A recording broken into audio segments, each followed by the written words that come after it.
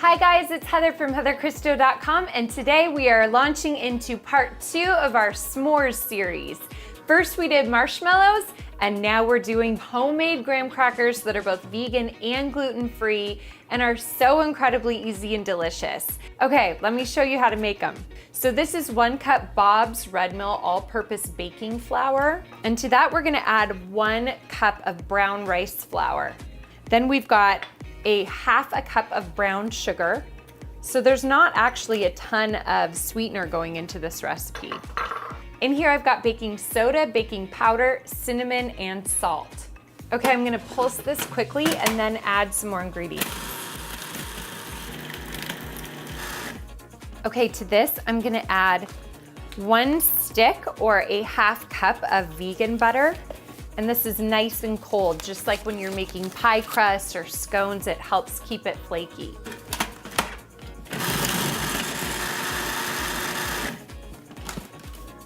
This is the perfect texture. It's sort of like when you're making pie crust right before it comes together with all of the fat. Then we're gonna add 1 tablespoon of molasses, which is gonna give it its great graham cracker flavor. And then I've got 2 tablespoons of agave because I want to keep them vegan. If you're not worried about that, you could also use honey. I'm gonna pulse this in, and then depending on the consistency, I have 2 tablespoons of water here, but I like to really feel it out and see how much of that water I'm gonna need.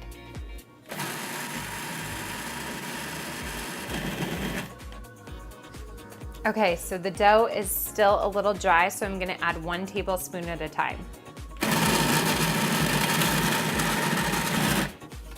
Okay, that looks good. I wound up only needing 1 tablespoon of water.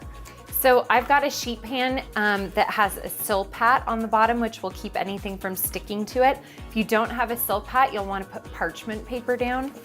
And I'm just gonna transfer the dough directly to this surface.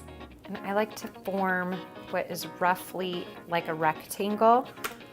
And then you could use parchment. I like wax paper because it's transparent and I can see what's happening underneath. Because I need to roll this dough out into basically a big rectangle. I think the most important thing is to try and get it even so that it bakes evenly and you don't have, doughy bits and then burned bits. Okay, this is a pretty good start. And then I just sort of squish everything with my fingers. And then you want to just evenly slice these.